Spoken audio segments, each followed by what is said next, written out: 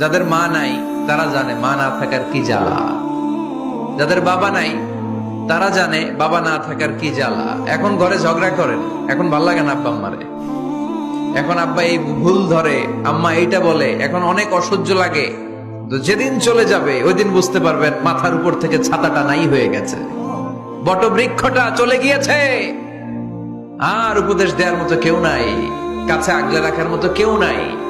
এজন্য আব্বা আম্মা থাকতে আমরা যেন আব্বা আম্মার কাছ থেকে দোয়া চাই। আব্বা আম্মার দোয়া কোনোদিন আল্লাহ তাআলা ফিরিয়ে দেয়। মায়ের মর্যাদা অনেক বেশি, বাবার চেয়ে 3 গুণ বেশি, কমসে কম। কয় গুণ বেশি?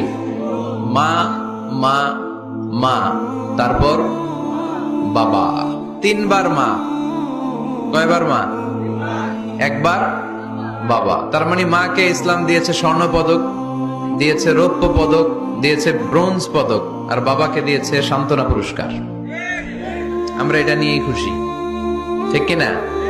তাহলে মাকে 3টা পুরস্কার, স্বর্ণ পদক মা, রৌপ্য পদক মা, ব্রোঞ্জ পদক মা, বাবারে দিছে কি?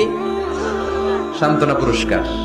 এজন্য মায়ের মর্যাদা বেশি। লাউ কাতা'তা জিলদাক, চামড়া কেটে যদি মায়ের পায়ের জুতা বানিয়ে দাও। ছোটবেলা যে মায়ের বুকের দুধ খেয়েছো, আল্লাহর হাবিব বললেন 1 ঢোক দুধের শোধ আদায় হবে না, ঠিক কিনা?